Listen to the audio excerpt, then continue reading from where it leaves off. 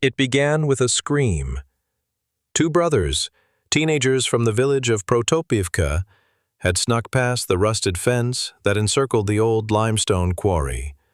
The land had been sealed by the oblast government after toxic waste leaked into the groundwater decades ago. A sign read, "Nebezpieczno, nie wchodzić." Dangerous, do not enter. They weren't the kind to follow orders. They came for frogs. There was a superstition among local boys. The three-legged ones were lucky. The kind that grew near the red-slicked puddles were rare enough to sell. Instead, they found a man. He was standing ankle-deep in the oily water near the bottom of the basin, naked, arms by his sides, head tilted upward at the bruised late-afternoon sky. The boys froze. The man turned slowly. They ran. By the time the police arrived 20 minutes later, dusk had fallen. The wind moved through the pine trees like a whisper too urgent to understand. Officer Serhiy Dubenko led the approach, flashlight drawn, other hand on his service weapon. Two deputies fanned out behind him. "There!" one of them shouted. Movement. Fast. Too fast. Not running, but shifting along the rocks in one long, fluid lurch. The stranger seemed to glide. His skin was pale and unblemished, but there were no goosebumps despite the sharp drop in temperature. "Stop right there," Dubenko ordered. The man halted, not afraid, just cooperative. He raised both hands slowly, unhurried, like someone remembering choreography from a dream. "Name?" Dubenko asked. The man blinked. "Names are temporary." That was the first red flag. The second, his Ukrainian was perfect, but layered with inflections Dubenko hadn't heard in 30 years. Phrases his grandmother used to say, cadences from books no one read aloud anymore. "You a lost tourist?" one deputy asked, circling around. "I am not lost," the man replied. "I am returned. You are in flux." Dubenko's hand tensed over his holster. A sharp metallic whine broke the moment.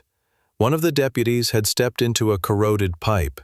The man, still naked, still barefoot, twitched toward him in an unnatural jolt, catching the man's arm before he fell. The speed, the angle, it was too precise, instinctive but rehearsed. The deputy yanked free and cursed. "He touched me. What the hell?" Dmitro, or the man who would later be called that, merely turned back toward the water, as though drawn by something submerged. They brought him to the regional clinic under armed escort. Wrapped in an emergency thermal blanket, he refused clothes, said they interfered.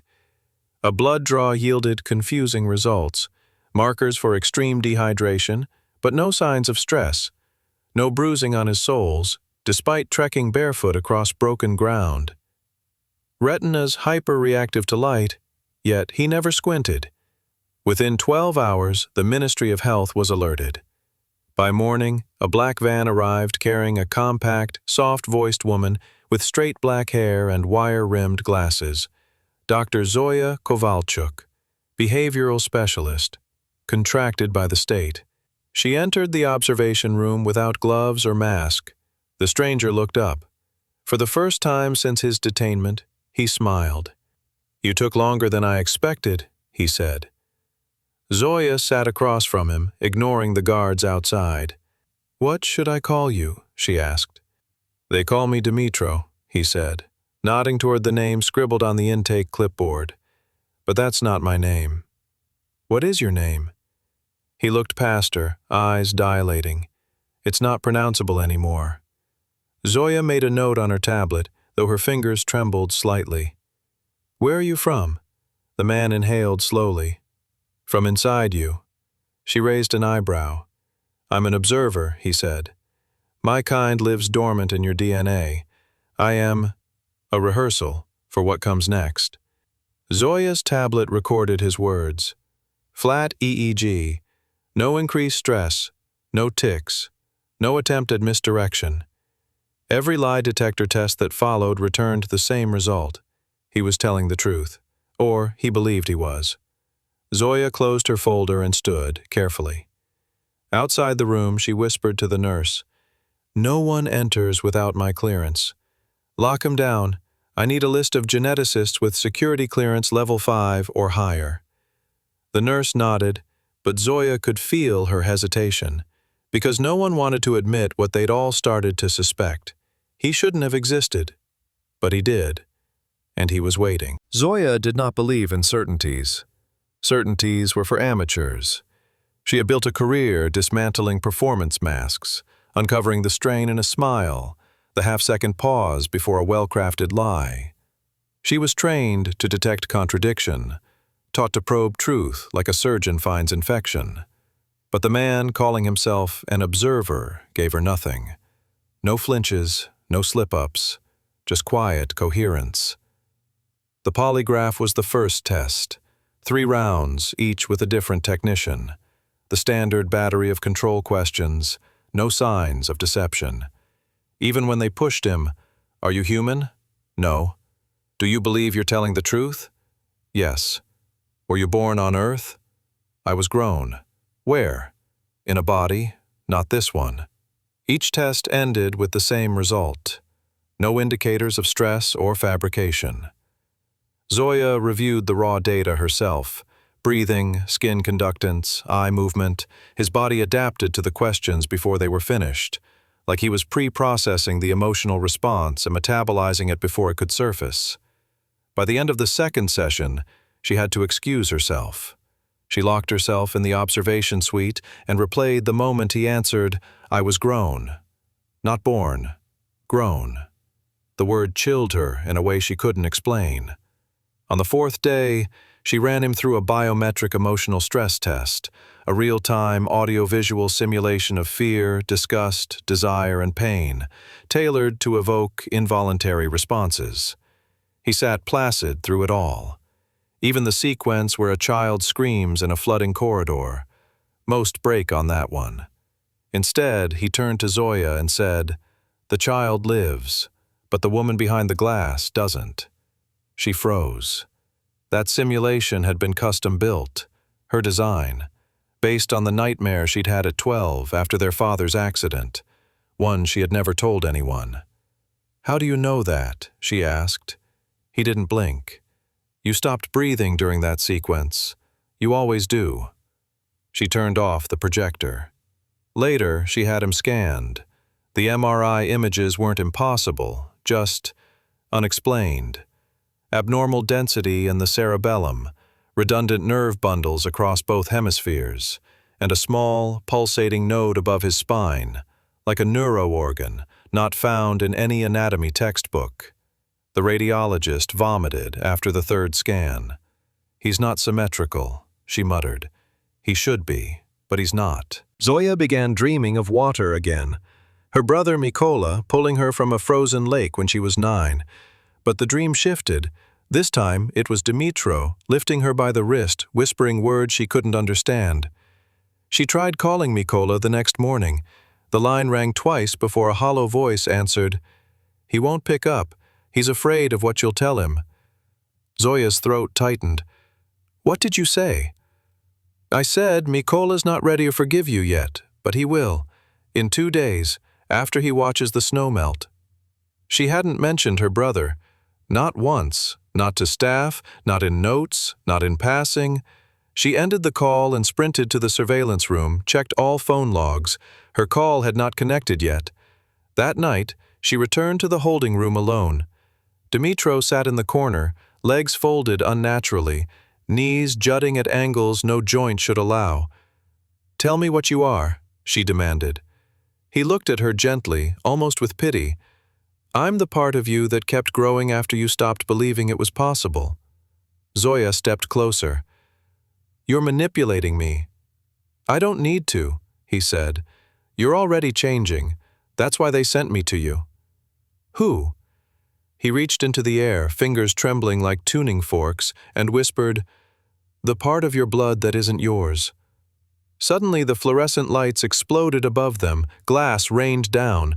Zoya dropped to the floor. A static hum filled the room. Emergency power buzzed to life in a dim red glow. When she looked up, He hadn't moved.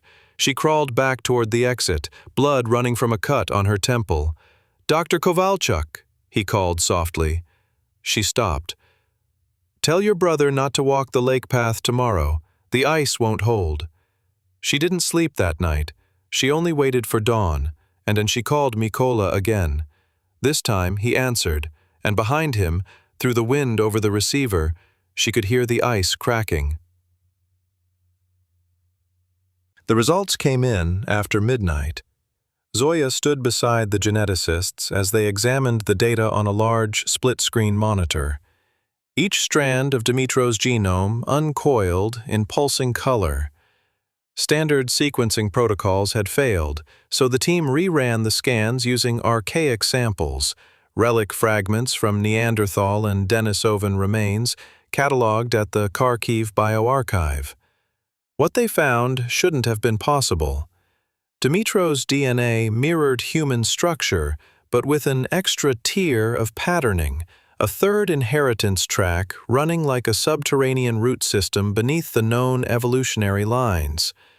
The team stared in silence at the overlaid results. "See this?" said Dr. Melnick, a postdoc specializing in ancient genomics. He pointed to the rendering of a triple helix folding out from a section of chromosome 8. Neanderthal, Denisovan, and this, he tapped the third spiral, isn't mapped to anything in our records. It's a stable recursion, like an embedded algorithm. Zoya leaned in. "What does it encode?" Melnick hesitated. "We don't know. It's not made of any known protein. It's more like structured memory." Zoya swallowed hard. "You mean memory passed down, like bone density or eye color?" "No." He looked at her. "I mean it stores memory, like a drive, like it was designed to hold experience across generations." 3 hours later, black vans arrived.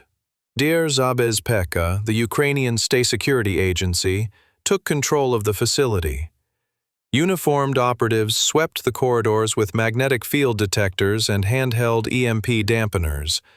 Every electronic device in the building went dark for 7.2 seconds before backup generators surged to life. A state agent named Corson, a man with slate-colored eyes and the cadence of a funeral director, presented the order to remove Dimitro from the civilian research unit. Zoya was given 10 minutes to pack her things. "I'm not leaving him," she said.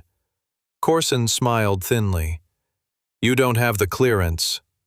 Zoya walked past him without answering, straight into the lab. Inside, Dimitro was sitting, motionless, not restrained, but surrounded by 6 agents with anti-torque rifles. Guns designed to disrupt muscular control through localized magnetic shock. He looked at her and said, "They're afraid I'll remember something out loud." "You're not going without me," Zoya said. He blinked slowly. "Good, because you won't survive the transition otherwise." "What transition?" He only tilted his head. "The third pattern doesn't copy, it activates." The convoy departed before dawn. Rain slicked the roads as the vans wove through pine-choked switchbacks, headed toward an undisclosed black site. Inside the rear vehicle, Zoya sat handcuffed to a steel bar beside a silent agent. Dimitro was in a secured tank beside them, transparent, glass-lined, constantly misted with a cooling agent. "You don't need to be afraid," Dimitro said softly. "But I know you will be." "What are you?" Zoya asked. "You're not just a mutation." He turned his head toward her slowly. "You are taught that evolution is blind. But what if it was interrupted? What if something outside your world grafted a memory into your species millions of years ago? Not a message, not a language, but a seed, one that blooms only when enough of you forget who you were." The van suddenly swerved. An agent barked into his comms, "We've lost drone relay. Rerouting GPS." Outside, a shape emerged from the trees. Dark, tall, quadrupedal, not animal, not machine. It stepped across the road and vanished into the mist. The van's engine died. Zoya's breath fogged the window. Then the vehicle behind them exploded, shattering glass, flipping their transport onto its side. Screams, shouts, gunfire, a deep, resonant hum filled the forest, low and omnidirectional. It made Zoya's molars ache. She crawled to the rear hatch, blood in her mouth, wrist still cuffed. Dimitro stood, untouched, glass now shattered around him. He reached down and pulled Zoya from the wreckage with one hand. The other pointed to the tree line. "They've come to collect the ones who remember." A black shape moved in the smoke, smooth, tall, eyeless, not human. Corses shouted into his headset, "We're under assault! They're not! Then static. Zoya turned to Dimitro, voice hoarse. "Who are they?" "The gardeners," he said. "Your real ancestors." Behind them the trees opened, and something older than humanity stepped through. Dimitro asked to be hypnotized. No one expected it, least of all Zoya. He sat quietly in the containment chamber, deep beneath the Darnitsia security complex, ankles crossed, palms facing up. They had rebuilt the medical bay in triple-reinforced titanium since the last incident, but no one truly felt secure. Dr. Vasil Rudenko, a trauma regression specialist borrowed from the Defense Ministry, lowered his voice and began the induction. "You are safe, you are whole, you are drifting." Dimitro's eyes closed, his chest rose, then stilled. 10 minutes later, the air changed. The monitors in the room spiked. Electrical activity surged through the EEG grid, and a faint static charge danced between the corners of the room. Zoya felt it first, a low thrumming behind her teeth. Then Dimitro's fingers began to move, not trembling, drawing. He reached toward the table and dragged his palm across the sheet of blank paper they'd given him. Black ink flowed from his skin, bleeding not from pores, but from microscopic vents spiraling open in his fingertips like apertures. The guards raised their weapons. "Stand down," Zoya barked. "Don't interrupt him." The image formed with dizzying precision, concentric rings, tunnels like veins, chambers like eggs. It wasn't a power plant, it was a womb. He spoke as he drew, his voice flat, distant. Chernobyl was not the failure, it was the containment. Zoya leaned in. Containment for what? He blinked once, still deep under. For the last clutch, before dormancy. The words chilled the room. "Clutch?" Rudenko whispered. Dimitro looked up. His pupils were gone, his irises reduced to flickering silver rings. Before this world made noise, there were nesting fields beneath the crust. Your ancestors knew them. They were left to gestate and observe. When the host species became viable, the chambers were meant to open. Zoya stepped closer. "You're saying the power station was built on top of something?" "Not on top," he said. "Around. They called it a reactor because they couldn't understand what it responded to." He dragged the last spiral of the diagram, an ovoid structure ringed with symbols. "The incubatrix," he whispered. "Last of the living chambers. It wasn't damaged, it was sealed." The map was encoded, laced with biometric coordinates, none matching anything in Ukrainian terrain records. But when they overlaid Dimitro's drawing with old Soviet geotechnical maps, a buried tunnel system beneath Reactor 4 appeared, archived and classified. The tunnels predated the plant by thousands of years, and the walls, carved, with smooth, non-human symmetry. Word spread. Within hours, higher clearance agencies flooded in, officials in unmarked vehicles, their badges blurred on every surveillance camera. A directive labeled Voron 8 was enacted. Zoya's access was reduced, her movements restricted. Even the transcript of the hypnosis session vanished from the central server. She woke the next day to find her room swept, her data drives gone, and a sealed envelope on her desk.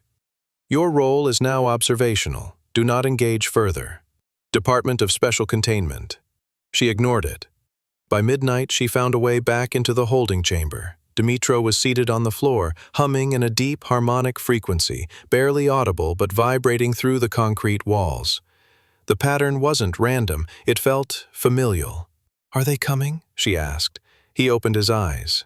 They never left. Zoya's heart pounded. What's under Chernobyl, really? He touched the metal wall. It rippled slightly under his hand. An impossibility. "An embryo," he said. Not born yet, but dreaming. A klaxon sounded, an intrusion alert. Moments later, the power died. For 7 seconds, the world went black. And then, faintly, from the air vents above, clicking, wet, inorganic, coordinated, not footsteps. Hatching. No single satellite pass revealed the entire structure. It lived between strata, part biological, part mineral, part unknown.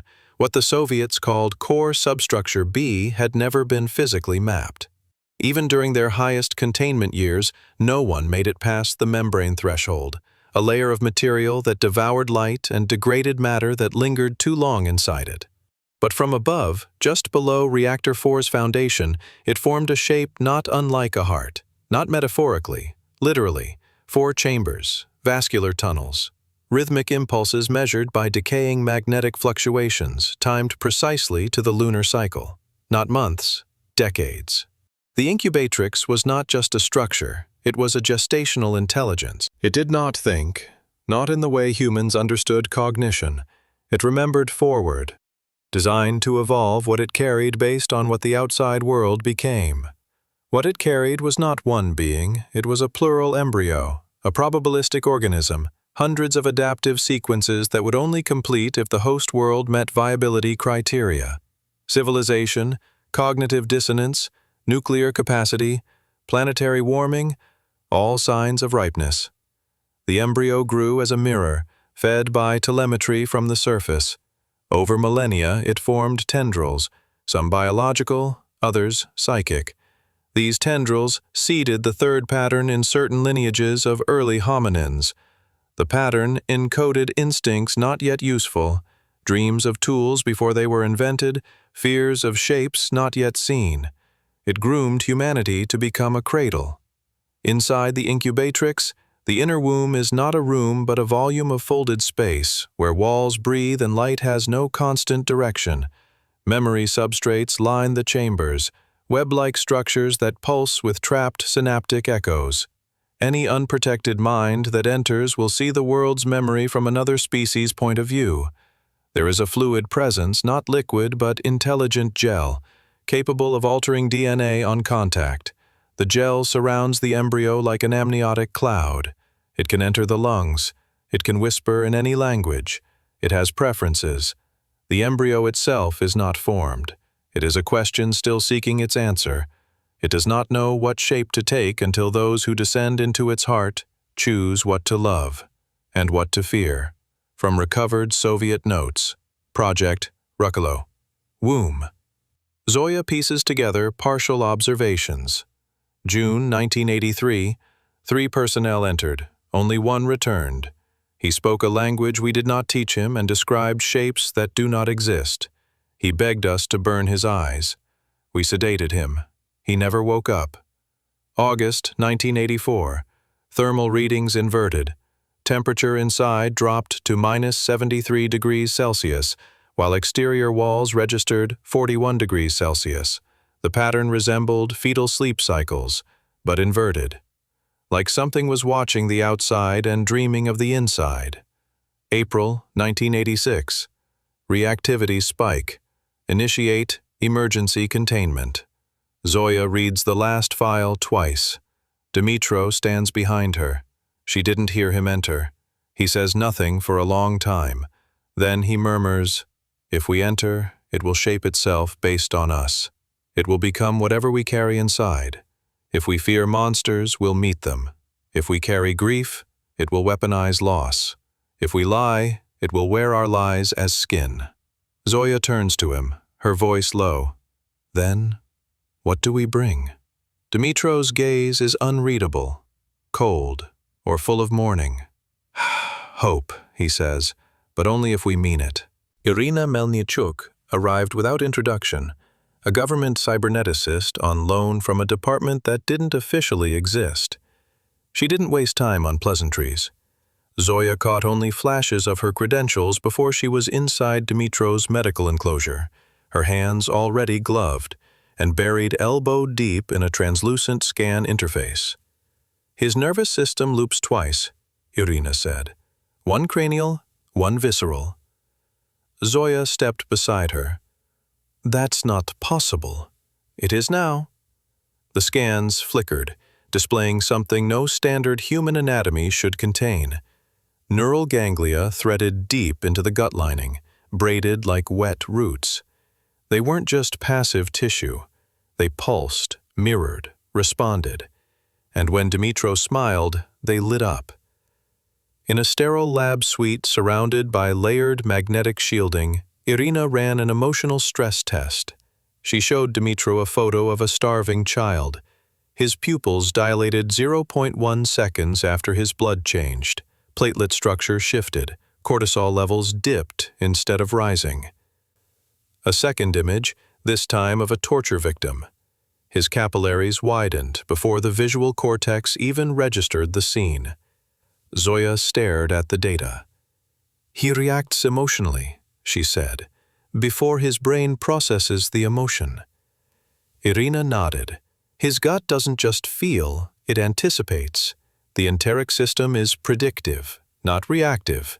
It may be older than the limbic system, like it was built for something we lost the need for." Dimitro spoke calmly. "It's not lost, it's dormant. You buried it beneath language and labels. You learned how to name pain instead of listen to it." Zoya frowned. "What's it for, then, this precognition in the gut?" He looked at her with something like sorrow.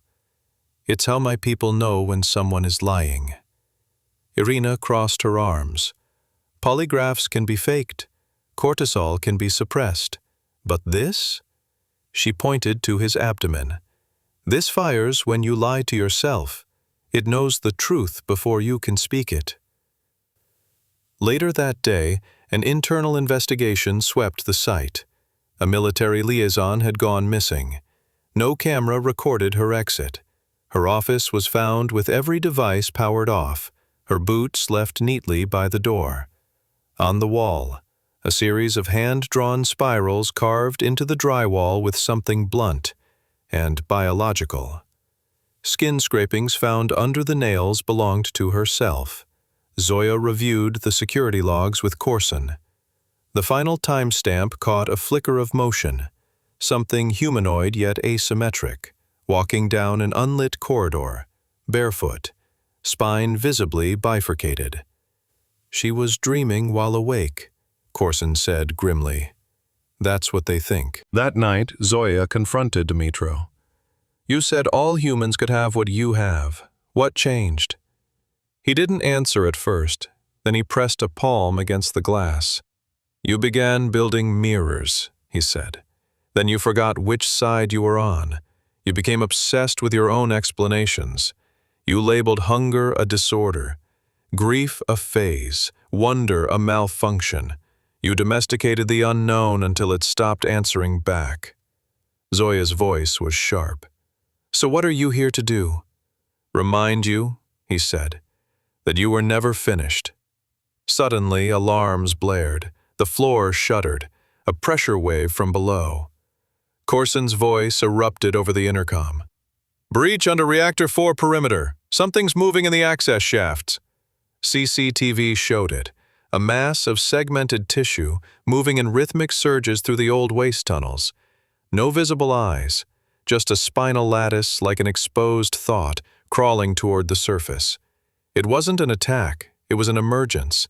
Irina stood frozen, watching it slither past sensor arrays. "It's not hunting," she whispered. "It's searching." Zoya's breath caught. "For what?" Dimitro answered from behind the reinforced glass. "It's looking for the ones who still carry the pattern." Zoya turned to him. "Why now?" He tilted his head, his voice almost kind. "Because the lie of your finished evolution is starting to crack." And in the shaft below, the thing raised its many heads, each shaped vaguely like a human face, each whispering in an unknown language. One face looked exactly like Zoya. The facility blackout struck without warning. 11 minutes of absolute failure. Lights dead, comms unresponsive, biometric doors locked in reverse. Only the low-frequency hum beneath the concrete remained, pulsing like a subsonic heartbeat no one had noticed until it vanished. When power returned, Dmitro's containment cell was empty. Steel bolts unbroken, cameras reset. No sign of entry, exit, or breach. Zoya sprinted to her office. He was there, sitting calmly in her chair, spinning it slightly from side to side like a child awaiting a reprimand. She froze. "You left your dreams open," he said, "so I followed the blueprints." The whiteboard behind him was filled with anatomical schematics, organic loops intersecting mechanical lattices. At the center, a coiled structure shaped like a double helix folding into a Mobius strip, covered in strange notations. She scanned them. They were written in her own hand. "I didn't draw this," she whispered. "You did, while your conscious mind slept." Zoya felt a tightening in her gut. Why? Dmitro's gaze didn't waver. "Because she's almost ready." Zoya's voice dropped. "Who?" "The neural phantom, the one your species once began to build, but abandoned.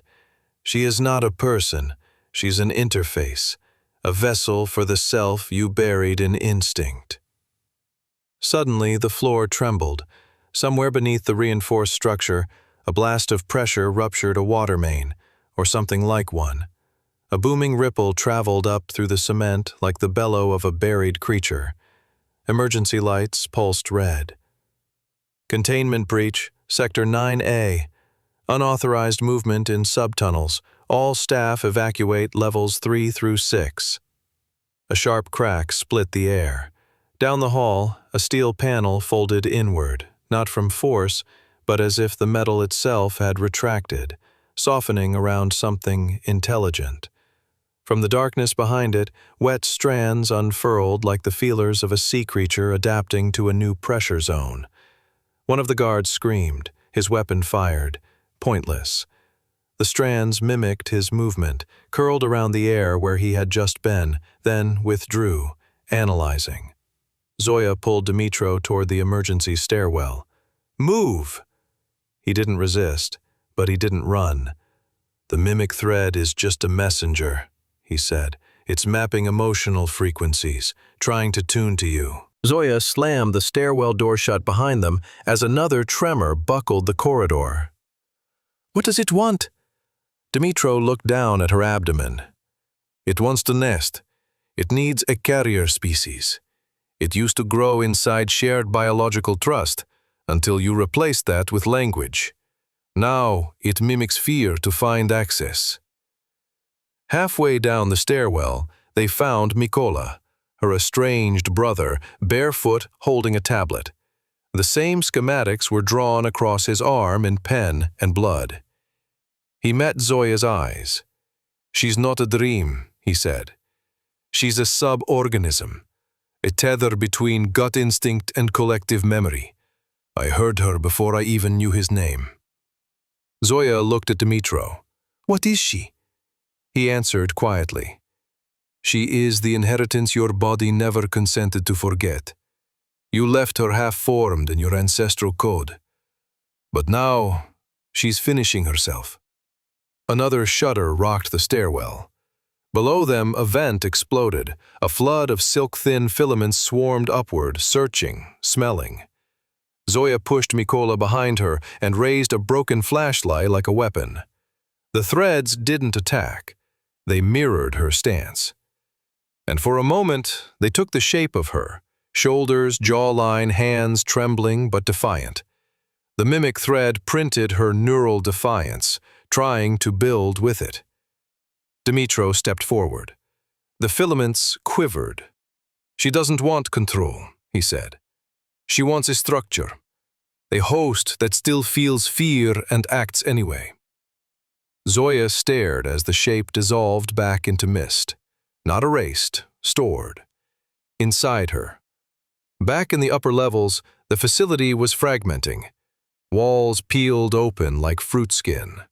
Doors refused to unlock unless touched with emotion instead of key cards, a reactive system that responded to cortisol spikes and gut voltage. The entire base was transforming into something that communicated through stress resonance. Corson's voice crackled over a backup radio. "I don't think we're inside the facility anymore. I think we're inside her, and she's not finished building us." Zoya looked at Dimitro. "What happens when she is?" He said nothing. But deep underground, the mimic thread began assembling a spine. It looked almost human, except it was hollow, waiting to be filled with whoever let it finish their sentence first. They didn't notice it at first. The dogs were the first to stop barking. Then the rats, usually skittish and sub-level ducts, began to gather near Dimitro's containment suite. Not frightened, not aggressive, still silent, watching him. By the end of the third day post-collapse, the facility's biosensors began recording a non-volatile compound diffusing from Dimitro's skin and breath. It had no detectable odor, no taste, but every species they exposed to it, fruit flies, mice, even a sedated monkey, altered baseline behaviors within minutes. In mammals, it caused a loss of territorial aggression, a surge in cooperation, a tendency to hover near heat and touch stimuli. And when tested indirectly on human staff, ideological drift. Dr. Yulia Barnovska, head of xenochemistry, began showing signs first. She defended Dimitro in staff meetings, said he wasn't a subject, he was a transitional phenotype, a living interface for species-wide recalibration. Corson, the logistics officer, disagreed, publicly at first. "He's aerosolized propaganda," he snapped in briefing. "You're not reasoning, you're harmonizing with a foreign operating system." By the next morning, Corson had stopped filing incident reports. He moved his station closer to Dimitro's room and started eating his meals just outside the door. Zoya didn't speak to Dimitro for nearly 48 hours. She studied him instead, watched through glass as he meditated cross-legged, eyes half-lidded. Around him the air shimmered faintly, not heat, not light, something else. One night she woke to find herself sketching again, not the structures this time, but faces, his face, multiplied, fragmented, gestating from her own. She burned the pages, but the shapes stayed behind her eyes. A psych evaluation team was flown in under emergency military clearance. 2 refused to enter the containment wing. The third, Lieutenant Dmitro Hlushko, no relation, insisted on running an autonomous analysis of the airborne compound. He lasted 2 hours inside the lab, then he stripped out of his hazmat suit, left his service weapon on Zoya's desk, and sat across from Dimitro on the containment floor. "He doesn't want to lead," the lieutenant said. "He wants to rethread the threshold instinct. It's not power, it's permission." Zoya slapped him. He didn't flinch, he smiled. Later that night, Dimitro finally spoke again. "You're afraid because your species built its civilization around scarcity of connection. What happens when proximity stops being a threat?" Zoya stared at him through the glass. "What are you doing to us?" His pupils dilated, not from light, but from her proximity. "I'm catalyzing a possibility your DNA shelved for later. You locked it behind your amygdala and your myths." He stood, walked to the glass. The filtration seals hissed, reacting to his proximity. Heat signatures bent around him, subtle and impossible. He exhaled slowly against the pain. On her side, Zoya felt nothing. But she thought she smelled something, like the memory of being touched without fear. Across the compound, researchers had begun forming clusters, eating together, sleeping in common rooms, breathing slower, working without speaking. Some called Dimitro a prophet. Others called him a myco-human hybrid, a neurochemical weapon designed to hack group cognition. One man tried to shoot him. The bullet never fired. Later they found the gun's safety mechanism had been fused shut by a thin layer of organic calcite, something secreted through Dimitro's palms during an earlier physical exam. In private, Zoya wrote one line over and over in her notebook. "We can't think ourselves immune to what we evolved to want." She slammed the notebook shut and turned on the gas incinerator under her desk. But when the flame flared up, she hesitated, just long enough to notice her own hands weren't trembling anymore. She left the flame burning and walked back toward Dimitro's room, not to confront, to breathe the same air. Dimitro screamed in his sleep, not from nightmare, from transformation.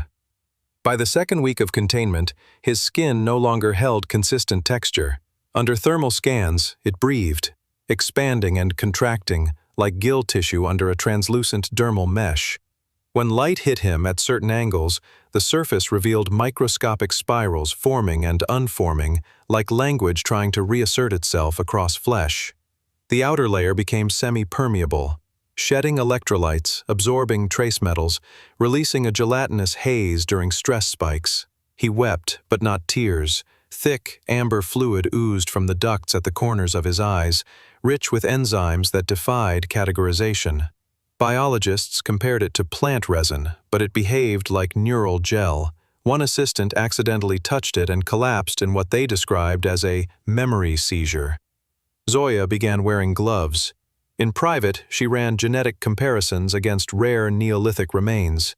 She didn't expect a match, but something close came from Tripilia culture grave carvings, unearthed decades earlier near Venetia. Stone figurines with skin textures etched in rings, concentric and uneven, almost too detailed to be symbolic. She enlarged one photo, enhanced it, ran it through 3D surface analysis. The pattern on the figurine's chest matched the spore-fold ridges forming along Dimitro's sternum. She stopped breathing. What if Dimitro didn't come from elsewhere? What if his kind never left? She returned to his room without telling anyone. He was awake, chest convulsing as he leaned against the wall. His back had begun forming lateral slits, as if the muscle beneath needed to breathe differently. His voice was barely audible. "It hurts, because I was never designed to hold this shape so long." Zoya approached him cautiously. "What are you becoming?" "Not becoming. Returning." "To what?" He looked up, face slick with resin sweat. "To the form that could survive beneath you." Suddenly, the facility shook. Screams echoed down the corridor. A containment wing seal had ruptured. Mimic thread strands had emerged again, now hardened like bone tendrils. One lashed across the hall and pinned a soldier by the thigh, dragging him screaming into a vent. Security scrambled, fired rounds that curved mid-air, metal reacting to atmospheric distortion. Dimitro stood without help. "Don't shoot, she's not attacking." Zoya aimed the facility intercom at the chaos. "Who is she?" "She's the part of you that adapted in silence, the part that remembers how to molt." Dimitro screamed in his sleep. Not from nightmare, from transformation. By the second week of containment, his skin no longer held consistent texture. Under thermal scans, it breathed, expanding and contracting like gill tissue under a translucent dermal mesh. When light hit him at certain angles, the surface revealed microscopic spirals forming and unforming like language trying to reassert itself across flesh. The outer layer became semi-permeable, shedding electrolytes, absorbing trace metals, releasing a gelatinous haze during stress spikes.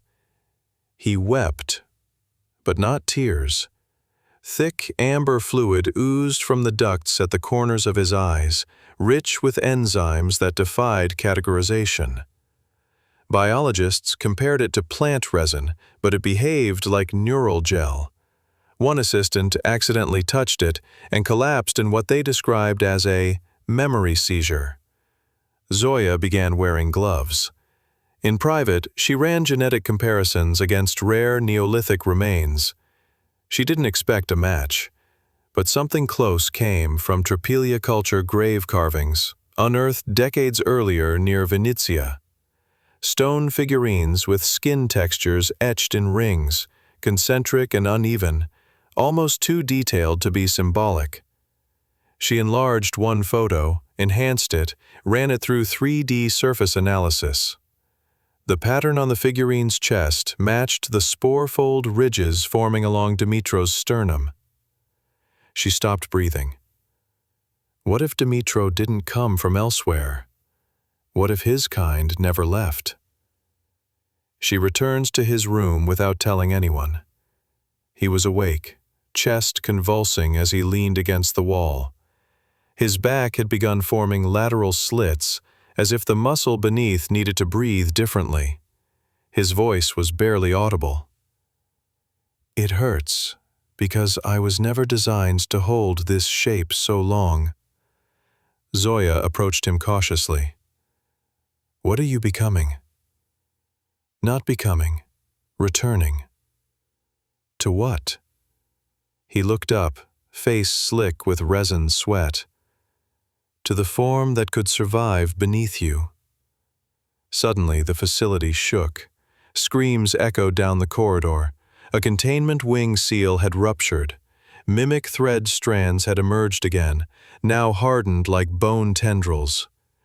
One lashed across the hall and pinned a soldier by the thigh, dragging him screaming into a vent. Security scrambled, fired rounds that curved mid-air, metal reacting to atmospheric distortion. Dimitros stood without help. "Don't shoot. She's not attacking." Zoya aimed the facility intercom at the chaos. "Who is she?" "She's the part of you that adapted in silence, the part that remembers how to molt." Emergency protocols engaged. Hallways locked. Gas dispersal initiated. Zoya grabbed Dimitros' wrist, his flesh partially liquefied beneath her grip, then reformed. His body was now reacting to intent as much as pressure. "You can't be here when it happens," he whispered. "When what happens?" But the lights snapped off, and in the dark she saw him glow. Not from within, but as if his skin had started absorbing the memory of every gaze, every observation, etched into his cells. Photonic imprinting. He was becoming something that encoded collective perception as an adaptive signal. She pulled him into a lab chamber just as a second rupture tore through the power grid. Fire suppression systems failed. The mimic thread re-emerged from the floor and coiled protectively around the chamber, not attacking, but sealing. Inside, Dimitros' form collapsed. His spine elongated, vertebrae clicking outward like a shell unfolding. His mouth sealed shut. New spiracles opened beneath his jawline. And all across his chest and neck, the tripillion rings deepened, glowing faintly blue. Zoya dropped to her knees. It wasn't a myth. Dimitro looked at her without eyes. "You buried us in stories because your minds couldn't hold the guilt. You hunted us into soil and called it folklore." She stared at his ribs, now fluttering like insect wings under translucent skin. "Are there more of you?" He didn't answer with words, but the walls vibrated, not with sound, but recognition. Beneath the foundation, something vast and slow stirred, and across the mimic thread's surface, a ripple formed in the shape of Zoya's face. Not a replica, a genetic permission key. Something was being unlocked, and it had her name written in cellular cadence. By the time they returned to the chamber, Dimitros' body had become translucent in places. His skin no longer held boundaries, only suggestions of where bone and nerve might once have been. He lay curled in the center of the containment nest, trembling not from fear, but from the unbearable demands of molecular rearrangement. His limbs twitched rhythmically, fingers occasionally splintering and reabsorbing, forming hexagonal pads where nails used to be. Each breath came with effort. But when he looked at Zoya, his eyes, what was left of them, reflected her face in non-Euclidean warps, as if trying to record her in a geometry she could not yet comprehend. "You're not dying," Zoya whispered. "You're shedding." "I'm rupturing," he rasped. "This form was only a compromise. It wasn't meant to last this long on the surface." Behind them, Mikola stood silent, rifle slung but unused. Even now, he couldn't bring himself to see Dimitro as a threat. Not anymore. Zoya touched Dimitros' arm. Her glove came away damp with polymorphic plasma. The substance moved with intention, curling around her fingertips as though learning the shape of her nervous system. "You said we were related," she said. "That your people didn't come from elsewhere." "We were an option you didn't choose," Dimitro said. "We branched early, moved down instead of out. When you climbed trees, we threaded roots. We built selves, folded, nested, forgotten. He convulsed. His ribcage cracked outward, exposing a cavity filled with fibrous organelles, fluttering like sea anemones in air. Zoya recoiled, but didn't turn away. "Then what am I?" she asked. The vector, the failure mode, or the bridge. He coughed, something like laughter. I don't know anymore. A high-pitched whine screamed across the compound. Exodus protocol had been activated. Someone, either command or an autonomous defense algorithm, had issued a full wipe failsafe. The compound's mainframe began self-erasing, oxygen levels dropped, and biolocks disengaged across sensitive zones. "What the hell is that?" Mikola shouted, reading the red symbols streaming down a monitor. Dimitro's voice was a whisper now. They'll sterilize everything, seal the memory, fold it into an old lie. Zoya made the call. "We are taking him. Now." They moved fast, Mikola clearing hallways while Zoya wrapped Dimitra's failing body in layered mylar and neurosuppressant mesh. His form distorted even as they carried him, bones telescoping inward, spine shortening, soft tissues nodding into prenatal geometries. Twice the gurney nearly flipped as his gravitational mass distorted briefly, pulling metal carts sideways before collapsing again. In the hangar bay, 2 soldiers fired on sight. Mikola winged one with a tranquilizer dart before disabling the second with a stun baton. Neither would remember the encounter. Dimitra's presence had begun disrupting temporal encoding in short-term memory zones. They loaded him into a decommissioned medical rover and sped north, toward the Carpathians. Along the winding mountain roads, Dimitra slipped in and out of lucidity. At one stop, under a canopy of pines, he opened his mouth and sang. Not in words, in a subharmonic tone that resonated with the forest around them. Bark peeled slightly, insects stilled, water beneath stones bubbled louder. Zoya watched his chest, watched how his pulse no longer aligned with human rhythms. He wasn't fighting to stay alive anymore. He was seeding the next pattern. She gripped his trembling hand. "I can preserve your genome," she said. "Maybe." "No." He blinked slowly. "Don't replicate me." "Then what do I do?" "Mutate." He met her eyes with what little focus he still had. "Turn away from both paths. Become something neither of us predicted." She wanted to protest, but deep down, the idea had already taken root. She'd felt it since the dreams, since her skin began registering information that didn't come through nerves. They buried him at the summit, where no satellite could easily track, where the moss grew over stone glyphs no archaeologist had ever translated. His body crumbled gently, layer by layer, as if being reabsorbed by microbial will. The soil accepted him with strange readiness. When it was over, Mikola didn't speak. He just stood with her until the mist thickened. Then he said, "So what now?" And Zoya, eyes fixed on her hands, finally said it. "I think I'm still changing." Dimitro's final breath came without ceremony.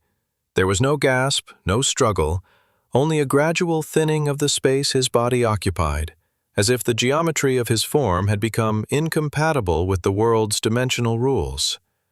Then he dissolved, not as ash or decay, but as a drifting matrix of fibrous filaments, fine as spider silk, luminous in the dark.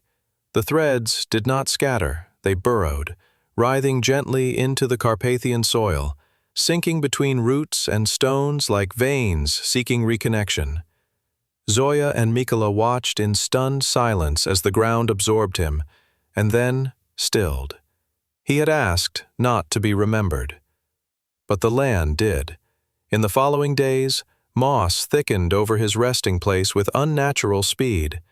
The trees near the grave grew leaner, taller. One oak bent toward the site, as if drawn by some unseen current. By the end of the week, local children whispered that the forest hummed at night. By the 3rd week, the wild plants glowed faintly after rainfall. Blue and amber veins ran beneath their leaves, and fungi, once dormant, now grew with toxin-adapting enzymes, a behavior not seen outside bioengineered species. Zoya monitored the area from a safe house deeper in the woods. She cataloged the mutations in careful notes, drew sketches in ink that never seemed to dry, and recorded vocalizations the local animals had started making. New patterns, unaligned with known mating calls or distress sounds. Her final journal entry was brief. "They're not reacting to him. They're reacting to me. The mutation didn't stop. I'm what's left of both choices now, and I'm changing again." After that, she disappeared. Months passed. Snow blanketed the region. Zoya's shelter, when eventually found by hikers, contained scattered notes, shredded clothing, and dozens of pages inked with symbols that seemed to shift when unobserved. There was no blood, no trace of struggle, only a handprint on the inside of a frosted window. 6 fingers, lightly webbed, and slightly wider than a human palm. The final scene comes from a village called Krivopilia, nestled between 2 unmarked peaks. A rural clinic, late winter. A nurse found her sitting in the waiting room before dawn, barefoot, no jacket, eyes open but distant. A girl, no older than 8. No one in the village knew her. She wouldn't speak, but when they gave her paper, she drew. And what she drew was identical to what Zoya had once sketched in her sleep: spore architectures, the incubatrix, and the internal layout of the mimic thread, designs that no child should know. A doctor noticed something else. When she lay curled on the clinic cot, her gut occasionally pulsed, a soft expansion beneath the skin like a neural node communicating silently with her spine. CT scans later revealed non-human structures growing along her vagus nerve, cyst-like nodules that flickered under EM imaging. They tried to move her to Kyiv for further study, but by morning, she was gone.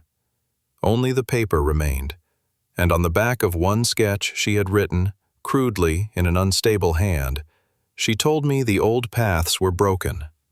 We grow new ones now. No one knows what she became. But in 3 mountain villages that spring, infants were born with slight ridges along the sternum, not dangerous, not deforming, just unexpected. And when one boy wept at night, the air around his crib vibrated in soft, harmonic tones, soothing him before his parents even arrived. The forest where Dimitro was buried, now off limits. Nothing there dies the way it should, and nothing that enters remains entirely the same. Location: Arctic Research Station Delta 11. Status: abandoned since 2043 due to persistent auditory disruptions. Date: unspecified. Solar activity: stable. Recovered footage: camera log, room 3. Thermal scan only. An adult figure kneels in the ice tunnel, skin nearly translucent. Body temperature fluctuating beyond human viability. Neural activity detected in the gut, spinal cord, and occipital lobe simultaneously. Next to her, a child. Unidentified, barefoot, motionless, holding a tangle of fibrous material that appears to breathe on its own. An analog recorder activates without manual input. A woman's voice, calm but altered. "They built the world on explanations, but explanations don't reproduce. We do." Audio note: at 001324, a sustained low-frequency hum begins. At 001407, a second harmonic joins, matching resonant patterns recorded during the Carpathian Site events. Field anomaly report: classified. Glacier melt accelerated 400% over 96 hours. Ice cores revealed Precambrian embryos with no genomic parallels. 1 embryo unaccounted for. Final entry from a field journal recovered on site, written in Zoya Kovalchuk's confirmed handwriting. She isn't an origin, she's an outcome. One of many now.